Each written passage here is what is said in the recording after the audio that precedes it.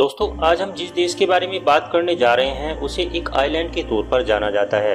ये द्वीप समूह 10 बड़े द्वीपों और 8 बड़े टापुओं से मिलकर बना है। इस देश का कल्चर इस देश की सबसे बड़ी पहचान है। इस आइलैंड पर खुली जगहों पर कुछ भी खाना अलाउड नहीं है।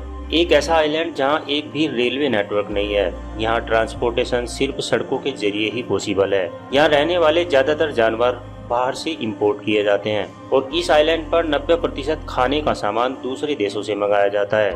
यहाँ की सबसे फेमस शराब गन्ने के रस से बनाई जाती है, जिसे खुद यहाँ के किसान बनाते हैं। देह व्यापार को लेकर यहाँ पर बहुत ही खुलापन है। इसके बारे में हम आपको पूरी जानकारी वीडियो के अंत में देंगे, तो दोस्तों वीडियो को अंत तक जरूर देखते रहिएगा। दोस्तों, आज हम जिस देश के बारे में आपको बताने जा रहे हैं उसका नाम है केप वर्द। अफ्रीका में छुपी हुई कुछ खास जगहों में से एक है केप वर्द। इसकी खोज 15वीं शताब्दी में पुर्तगालियों ने की थी। पुर्तगालियों ने ही इसे केप वर्द नाम दिया था, जिसका मतलब होता है ग्रीन कैप। प्राय केप वर्द की राजधानी शहर होने के साथ साथ यहाँ का सबसे बड़ा शहर भी है और यही शहर इस देश का मुख्य वित्तीय शहर भी है। कहा जाता है कि इसी शहर से पूरे केप वर्द को संभाला जाता है। 2017 के बाद से केप वर्द के लोग काफी आगे निकल चुके हैं। कभी अंधेरे की जिंदगी जीने वाले इस देश के पास अब सब कुछ है। केप वर्द में लगभग 70% लोगों के पास इंटरनेट पहुंच गया है। 2007 के बाद ये एक विकसित देश बन गया है, जबकि 2007 से पहले इस देश की गिनती कम विकसित देशों में की जाती थी। इस देश की जनसंख्या 5.5 लाख के आसपास है। फिलहाल ये देश अफ्रीका में से विकसित देशों में बना हुआ है। नेचुरल रिसोर्सेज की कमी होने के कारण इस देश की इकोनॉमी सर्विस सेक्टर और टूरिज्म पर टिकी हुई है।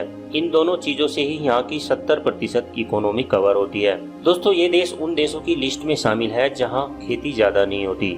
इस देश की करेंसी केप वर्दे एस्कुडो है, जो भारत के 0.76 रुपए के बराबर ही बन पाती है। यहाँ की ऑफिशियल लैंग्वेज है पुर्तगाली। यहाँ एजुकेशन से लेकर सभी सरकारी कामों में पुर्तगाली भाषा में ही बात की जाती है। यहाँ का प्रेसिडेंट ही पूरे देश का मुखिया होता है। यहाँ भी हमारी तरह ही प्रधानमंत्री और प्रेसिडेंट का चयन 5 सालों के लिए ही किया जाता है। इस देश के लोग विदेशों में ज्यादा रहते हैं। इस देश में ट्रांसपोर्ट सिर्फ बाई एयर या फिर सड़कों के जरिए ही होता है। सड़क नेटवर्क की बात करें तो यहाँ पर 1350 किलोमीटर का ही सड़क नेटवर्क है। केप वर्द एक बसाया हुआ द्वीप है। ऐसे में यहाँ जानवरों का रहना आसान नहीं है। यहाँ पर जितने भी जानवर हैं वे सभी बाहर के देशों से लाए जाते हैं। लंबे कानों वाला चमगादड़ यहाँ का इकलौता लोकल जानवर है, जिनकी संख्या यहाँ 20% से भी ज्यादा है। चमगादड़ों की ये प्रजाति कुछ ही आइलैंड्स में पाई जाती है। यहाँ की संस्कृति काफी खास मानी जाती है। यहाँ की कल्चर अफ्रीकी और यूरोप कल्चर की मिक्सचर है।